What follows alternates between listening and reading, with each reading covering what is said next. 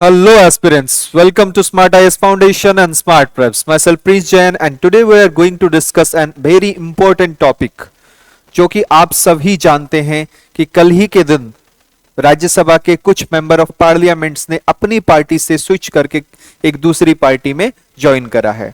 उससे एक question arise होता है कि क्या कोई भी मेंबर ऑफ द पार्लियामेंट अपनी पार्टी से जब इलेक्ट होके आता है, ठीक है, इलेक्शन जीत करके आता है, अपनी एक पब्लिक ट्रस्ट की पोस्ट में बैठता है और उसके बाद वो अगर किसी दूसरी पॉलिटिकल पार्टी को ज्वाइन करे तो उसके ऊपर क्या एंटी डिफेक्शन के लॉज लगने चाहिए या लगते हैं। ठीक, तो यही माहौल है पूरी की पूरी सोशल मीडिया एंड ऑल सभी दुकानों में, नुक्कड़ में यही चर्चा चल रही है कि क्या Raghav Chadha and including 6 MPs of the Rajya Sabha जिन्होंने आम आदमी पार्टी से भारतीय जनता पार्टी की तरफ स्विच करा है, उनके ऊपर क्या एंटी डिफेक्शन लॉज के क्लोजेस लगेंगे। ठीक, आइए पहले जान लेते हैं क्या हुआ, क्या रिसेंट हैपनिंग्स है। क्या देश के लीडिंग जितने भी न्यूज़पेपर्स हैं आज के, सब में यही न्यूज चर्चा में है फ्रंट पेज में, जैसे कि Indian express, the times of India, ठीक है, द हिंदू एंड ऑल जितने भी हमारे लिए रिलेवेंट न्यूज आती हैं, जिसके लिए UPSC and APSC and all जितने भी कॉम्पिटिटिव एग्जाम के एस्पिरेंट जो न्यूज़पेपर फॉलो करते हैं, सब में वही एक ही न्यूज आ रही है। तो चर्चा कर लेते हैं क्या है मेनली, क्या हुआ है रिसेंट हैपनिंग्स में। तो देखिए, राज्यसभा के आम आदमी पार्टी के टोटल राज्यसभा में 10 एमपी हैं, ठीक है, उनमें से 7 एमपी ने कल ही के दिन राज्यसभा से आम आदमी पार्टी को छोड़कर, आम आदमी पार्टी से रेजिग्नेशन देकर दूसरी पॉलिटिकल पार्टी जो कि भारतीय जनता पार्टी में उन्होंने ज्वाइन करा है। ठीक, अब ये केस आज ऐसा हुआ, ये पहली बार नहीं है। ठीक, 1985 के समय में भी एक ऐसा केस था, ठीक है, जिसको हम आयाराम गयाराम केस या आयाराम गयाराम कल्चर बुलाते हैं, जिसमें होता क्या था कि for the benefit of some ministerial post और for the benefit of some financial packages, कोई क्या करते थे, जनरल एमपीज और एमएलए जनरली क्या करते थे, तब एक पार्टी से दूसरी पार्टी में फ्रीक्वेंट स्विचिंग करते थे। इसको रोकने के लिए, क्योंकि इससे क्या होता है कि पब्लिक ट्रस्ट भी कम होता है और लेजिस्लेटिव एफिशिएंसी भी घट जाती है। इसको कम करने के लिए, इसको नलिफाइड करने के लिए 1985 में, ठीक है, 52nd कॉन्स्टिट्यूशनल अमेंडमेंट करके एक एक्ट लाया गया जिसको बोला गया एंटी डिफेक्शन लॉ या एंटी डिफेक्शन कानून। ठीक, भारतीय संविधान के अनुच्छेद 102 इंडियन कॉन्स्टिट्यूशन के आर्टिकल 102 और 191 के तहत एमपीज एंड एमएलएस के लिए और साथ साथ शेड्यूल 10 में, भारतीय कॉन्स्टिट्यूशन के या इंडियन कॉन्स्टिट्यूशन के शेड्यूल 10 में इसका उल्लेख करा गया, पूरा का पूरा विवरण दिया गया कि क्या है एंटी डिफेक्शन लॉ। अब अगर कोई एमपी या एमएलए अपनी पार्टी से ऐसे अगर स्विच करके जाएगा, 3-4 प्रावधान बताए गए कि कोई स्विच करके जाएगा तो उनके ऊपर एंटी डिफेक्शन लगेगा। ठीक, तो यहां भी एक ऐसी चर्चा आ रही है कि Raghav Chadha and all including 6 MPs of Rajya Sabha, ठीक है, जिसमें जनरली अशोक मित्तल, ठीक है, Sandeep Pathak, Harbhajan Singh, okay, Vikramjit Sahney and all जितने भी हैं including Raghav Chadha, total 7 MPs, ठीक है, ये अभी जो बीजेपी में ज्वाइन करे हैं, क्या इनके ऊपर एंटी डिफेक्शन क्लॉजेस लगेंगे? इसके बारे में बहुत ज्यादा सोशल मीडिया एंड गली नुक्कड़ में बहुत ज्यादा चर्चा चल रही है। तो हमको अभी इस बार की यूपीएससी के लिए एक टॉपिक मिल जाता है या एपीएससी के लिए एक टॉपिक मिल जाता है जो एंटी डिफेक्शन लॉ, ठीक है, इस बार रिलेवेंट रह जाएगा, हॉट टॉपिक बन गया है। तो देखिए कि एंटी डिफेक्शन लॉ कब आया, क्या है एंटी डिफेक्शन लॉ, क्या होता है इसके अंदर, इसमें चर्चा करते हैं। तो जो एंटी डिफेक्शन लॉ है ये 52nd कॉन्स्टिट्यूशनल अमेंडमेंट 1985 से इंडियन कॉन्स्टिट्यूशन में एंटर हुआ, ठीक है, इंडियन कॉन्स्टिट्यूशन में लागू हुआ या लाया गया, जिसमें 10th शेड्यूल में इसको एंटर करा गया। और अगर हम आर्टिकल की बात करें, एमपीस के लिए एंटी डिफेक्शन की प्रावधान आर्टिकल 102 सब क्लोज 2 और आर्टिकल एमएलए के लिए इसका आर्टिकल है 191 सब क्लोज टू, ये आर्टिकल हमको याद रखने। ठीक, अब देखिए होता क्या है anti defection law, what is anti defection law. ठीक है, सो एंटी डिफेक्शन लॉ में मोटा मोटा हमको 4 प्रावधान दिए गए हैं, 4 प्रावधान, जिसमें से मान लीजिए कि कोई एक व्यक्ति जिसको एमपी या एमएलए चुन लिया गया जनता के द्वारा, एक पार्टी से, मान लीजिए एक्स नाम की पार्टी से कोई एक व्यक्ति एमपी चुन जाता है या जीत जाता है एमपी का इलेक्शन, वो एमपी बन जाता है। बाद में बनने के बाद में आफ्टर इलेक्टेड वो एक्स से वाई नाम की पार्टी में अगर चला जाए, एक्स से रेजिग्नेशन देके, ठीक है, एक्स से रिजाइन करके वो वाई नाम की पार्टी पे चला जाए, तो इसको क्या मानेंगे, इसको डिफेक्शन मानेंगे। ठीक है, इसको डिफेक्शन मानेंगे। तब क्या होगा कि एक्स नाम की पार्टी से वो इलेक्शन लड़ा था, उसने जीता भी था, जो पोस्ट उसने जीत कर हासिल करा था एज ए एमपी की पोस्ट, वो उस व्यक्ति से चली जाएगी या छिन जाएगी, क्योंकि वो अभी एक्स पार्टी का मेंबर नहीं रहा, वो वाई पार्टी में चला गया। एक प्रावधान। दूसरा प्रावधान क्या है कि भारतीय संविधान में आप अगर चाहो तो कोई भी पार्टी का सिंबल नहीं लेकर भी एज ए इंडिपेंडेंट कैंडिडेट भी आपको इलेक्शन लड़ने का अधिकार देता है।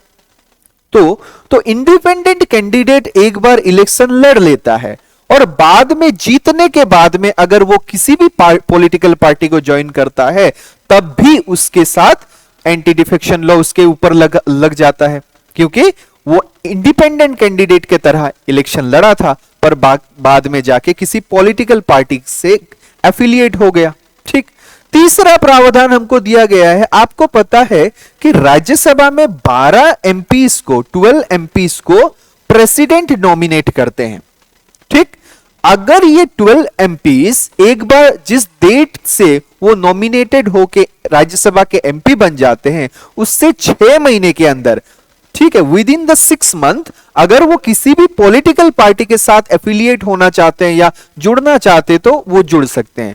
पर याद रखिएगा, अगर 6 महीने के बाहर या 6 महीने के बाद अगर नॉमिनेटेड मेंबर्स किसी भी पॉलिटिकल पार्टी के साथ जुड़ जाते हैं तो उनके ऊपर भी एंटी डिफेक्शन लॉ लगेगा। ठीक, और नेक्स्ट और लास्ट प्रावधान इसमें बोला गया है कि हमको पता है कि हर एक पॉलिटिकल पार्टी का कुछ एक स्टैंडर्ड डेकोरम मेंटेन करने के लिए हर एक पार्टी को अपना एक व्हिप रखना पड़ता है। व्हिप मतलब जैसे कि आपका क्लास का मॉनिटर रहता है, वैसे पॉलिटिकल पार्टी का मॉनिटर रहता है। व्हिप ही सब डिसीजंस देता है कि किस बिल के फेवर में वोट करना है, किस बिल्स के अगेंस्ट में वोट करना है, या पार्लियामेंट में अटेंडेंस कैसे मेंटेन करना है। ठीक है, वो व्हिप एक पॉलिटिकल पार्टी को बताता है, जैसे कि बीजेपी का भी एक व्हिप है, इंडियन नेशनल कांग्रेस का भी कोई व्हिप होगा, आम आदमी पार्टी का भी कोई व्हिप होगा। ठीक है, जैसे हर पॉलिटिकल पार्टी अपना अपना एक व्हिप मेंटेन करती है। अगर कोई भी मेंबर ऑफ पार्लियामेंट या मेंबर ऑफ लेजिस्लेटिव असेंबली किसी भी हाउस में अपने व्हिप के डिसीजंस के अगेंस्ट में जाकर कभी भी वोट कर देता है, तब भी उसके अगेंस्ट में उसके ऊपर एंटी डिफेक्शन लॉज के चार्जेस लग सकते हैं। तो ये मोटा मोटा 4 प्रावधान है। ठीक, ये मोटा मोटा 4 प्रावधान है। अब और एक बात बता देता हूं कि ये कोई भी एमपी, मेंबर ऑफ पार्लियामेंट को डिस्क्वालिफाइड कौन करता है, इसमें डिसाइडिंग अथॉरिटी या फाइनल डिसाइडिंग अथॉरिटी कौन होती है। यहां तो इसके चार्जेस हैं, ये चार्जेस है, 4 प्रकार के चार्जेस हैं। 4 प्रकार के काम करोगे तो आप डिस्क्वालिफाइड हो जाओगे from the post of member of parliament या from the post of member of legislative assembly. पर आपको डिस्क्वालिफाई करेगा कौन, एमपीज को या एमएलएस को डिस्क्वालिफाई करने का अथॉरिटी रहता है प्रिजाइडिंग ऑफिसर पर। अगर ये लोकसभा है तो ये स्पीकर के पास रहेगा। ठीक है, अगर ये राज्यसभा है तो ये चेयरमैन के पास रहेगा, that is presiding officer of that particular house. ठीक, तो presiding officer can decide whether A member of parliament को डिस्क्वालीफाई करना है या नहीं। पर पहले तो ये प्रिजाइडिंग ऑफिसर के पास जो ये पावर थी डिस्क्वालिफिकेशन करने की, इसमें कोई भी जुडिशियल रिव्यू का प्रावधान नहीं था। पर 1992 के बाद सुप्रीम कोर्ट का एक फैसला आया under Kihoto Hollohan case, under Kihoto Hollohan case, जिसमें सुप्रीम कोर्ट ने बोला कि नहीं, अब से प्रिजाइडिंग ऑफिसर का भी जो डिस्क्वालिफाइड करने का आर्ग्यूमेंट होगा वो भी जुडिशियल रिव्यू के अंदर आएगा। मतलब अगर प्रिजाइडिंग ऑफिसर जो डिस्क्वालीफाई का आर्ग्यूमेंट लिखेगा, ठीक है, वो भी जुडिशरी एक बार रिव्यू कर सकती है ताकि कोई बायसनेस ना हो, ठीक है, कोई भी रिवेंज वाला सिचुएशन क्रिएट ना हो। इसके लिए प्रिजाइडिंग ऑफिसर का डिसीजन भी जुडिशियल रिव्यू कर सकती है। ठीक, ये तो एक बात हो गई।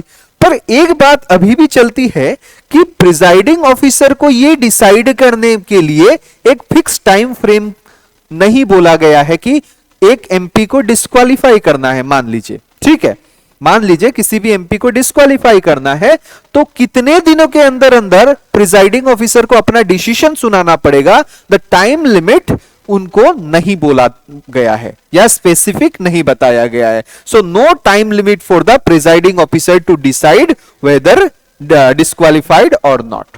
ठीक है, ये दो बातें हैं। अब ये एंटी डिफेक्शन लॉ है, जो 4 प्रावधान मैंने बताया कि इस 4 प्रावधान के तहत किसी भी एमपी या एमएलए को डिस्क्वालीफाई करा जा सकता है। पर 2 केसेस ऐसे भी निकल कर आते हैं, जैसे कि कोई मान लीजिए कि स्पीकर बनता है, स्पीकर बनता है। आपको पता है या मालूम है ना कि लोकसभा में जो स्पीकर बनते हैं वो लोकसभा के एमपी में से एक व्यक्ति को इलेक्ट करा जाता है as a speaker. Am I right? ठीक है, सिंपल मेजोरिटी से ही, है ना। अब बात की बात आ गई कि स्पीकर भी तो किसी भी पॉलिटिकल पार्टी का आदमी है, स्पीकर भी तो किसी भी पॉलिटिकल पार्टी का एक मेंबर है।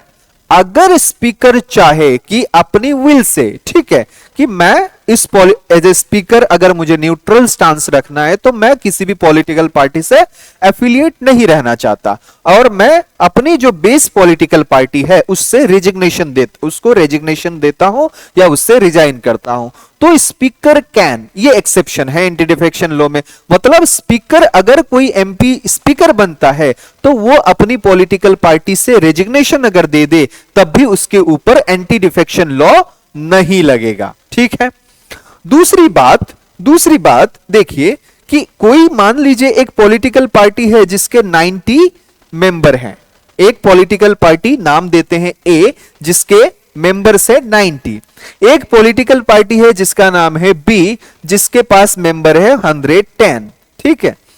अब मान लीजिए इस पॉलिटिकल पार्टी ए से पॉलिटिकल पार्टी बी में, इस पॉलिटिकल पार्टी 90 जो मेंबर वाली पार्टी है, इस पॉलिटिकल पार्टी से, ठीक है, करीब करीब 60 एमपीज बी में चले जाते हैं। तो बी का कितना हो जाएगा? 170 हो जाएगा टोटल, है ना। 60 प्लस हो गए तो 170 हो जाएगा और यहां बस रह जाएंगे 30। तो मान लीजिए कि 90 का टू थर्ड कितना होता है? 60। तो 60%, 66.66% जनरली टू थर्ड, है ना। तो 66.66% टोटल कहां चले गए? चले गए पार्टी बी में। तब इसको क्या आप डिफेक्शन मानोगे? नहीं। एंटी डिफेक्शन लॉ से जो 10 शेड्यूल है उसका पैराग्राफ 4 बोलता है कि एक साथ अगर टू थर्ड मेंबर्स, ठीक है, एक साथ two third member from a political party, ठीक है, ए पार्टी ए मूव कर जाए, स्विच कर जाए टू पार्टी बी, तो इसको आप डिफेक्शन नहीं बोलोगे। ठीक है, ये डिस्क्वालीफाई नहीं होगा। इसको आप क्या बोलोगे? रदर मार्जर बोलोगे। मार्जर, ठीक है, मार्जर होता है, मार्जर मतलब एक पार्टी का दूसरी पार्टी में विलय हो जाना। ठीक है, हिंदी में विलय बोला जाता है, इंग्लिश में मार्जर बोला जाता है। तो यही बात मैंने लिखी है, two third member joins other party then it is called merger as per 91st constitutional amendment, इसको बोला जाएगा मार्जर। ठीक है, पहले और एक प्रावधान हुआ करता था, 1/3 स्प्लिट का प्रावधान हुआ करता था, पर फिलहाल ये प्रावधान डिलीट कर दिया गया है, तो नहीं है। अभी यही प्रावधान है कि कोई किसी भी पॉलिटिकल पार्टी के 2/3 एमपी या एमएलए एक पॉलिटिकल पार्टी से दूसरी पॉलिटिकल पार्टी में एक साथ अगर चले जाएं तो उसको डिस्क्वालीफाई नहीं माना जाएगा या डिस्क्वालिफिकेशन अंडर एंटी डिफेक्शन नहीं लगेगा, उसको कंप्लीट मार्जर माना जाएगा, वो एक्सेप्शन रह जाएंगे।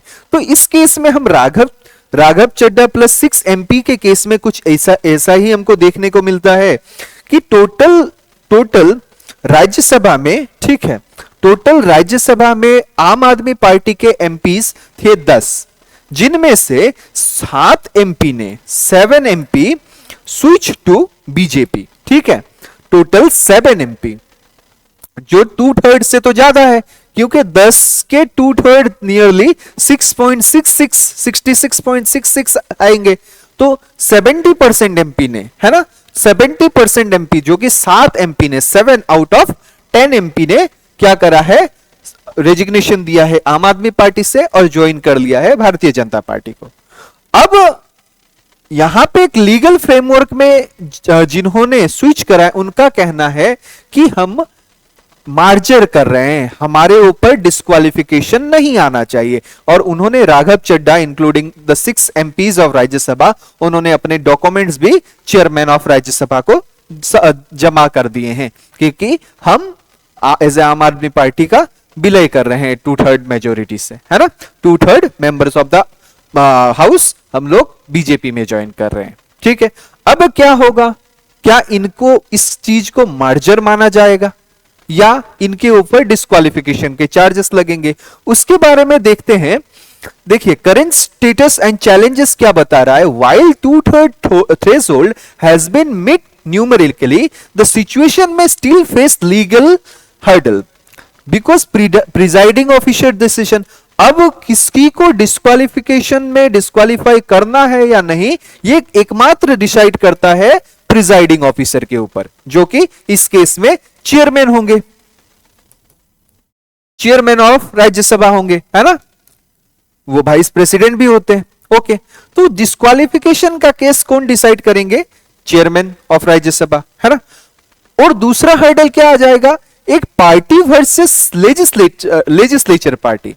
आम आदमी पार्टी में बस राज्यसभा के एमपीज ही तो नहीं है, उसके कुछ कुछ एमएलएज भी है, क्योंकि उसकी सरकार भी, इस पार्टी की सरकार दिल्ली में रह चुकी है, ठीक है, लोकसभा में भी उसके एमएलएज होंगे, है ना। एंड रीजनल, अभी आप अगर देखो पंजाब में, ठीक है, पंजाब में भी आम आदमी पार्टी की सरकार है, तो वहां भी लेजिस्लेचर है।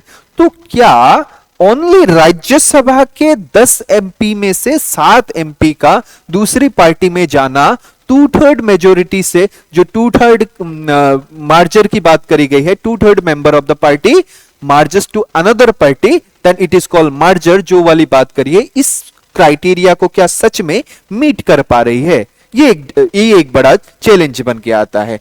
आम आदमी पार्टी लीडरशिप में आर्ग्यू, उनके लीडर्स बोल रहे हैं आम आदमी पार्टी के कि आम आदमी पार्टी ने भारतीय जनता पार्टी के साथ तो मर्जर नहीं किया है। उनका कहना है कि आम आदमी पार्टी के टोटल 2/3 अगर भारतीय जनता पार्टी के साथ चले जाते तो it is called merger, but only Rajya Sabha के 10 एमपी में से 7 एमपी का जाना इट इज नॉट मर्जर, उनका आर्ग्यूमेंट है, ठीक है। क्योंकि उन्होंने ये आर्ग्यूमेंट देते हुए सुप्रीम कोर्ट का एक जजमेंट भी कोट करा, क्योंकि सुप्रीम कोर्ट ने भी बोला है original political party not merge, only the legislative wing is merged। अगर ओरिजिनल पॉलिटिकल पार्टी जो आम आदमी पार्टी है वो पूरा का पूरा उसने तो बीजेपी के साथ मर्ज नहीं करा है, ओनली द लेजिस्लेटिव विंग जो कि 7 आउट ऑफ 10 एमपीज ही मर्ज करे हैं, तो उनका कहना है कि ये 10th शेड्यूल के अंदर वायोलेशन है, इनको इनके ऊपर 7 एमपीज के ऊपर डिस्क्वालिफिकेशन का चार्जेस लगना चाहिए, ठीक है।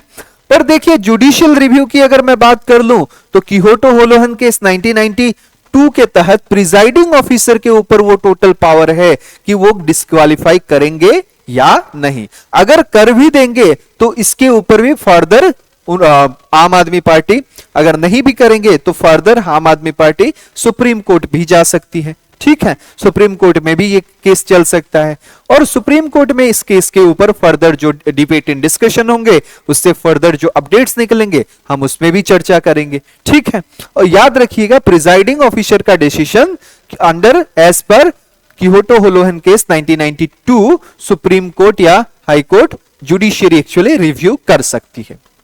ठीक है, तो अभी तक की जो अपडेट्स थी मैंने आपके साथ साझा करी, उसके साथ साथ मैंने आपको पूरा का पूरा एंटी डिफेक्शन लॉ का from Aaya Ram Gaya Ram culture to till today जो भी स्ट्रक्चर है मैंने आपको समझाने की कोशिश करी। आई होप आपको समझ में आया होगा। ठीक है, फिर अगला जो भी अपडेट होता है इस सिनेरियो में हम बात करेंगे उससे भी।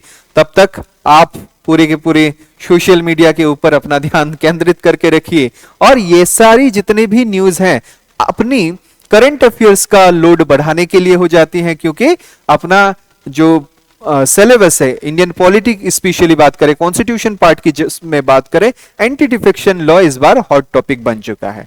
ठीक है, तो फिर मिलेंगे ऐसे ही किसी अगले मजेदार टॉपिक के साथ। तब तक के लिए धन्यवाद।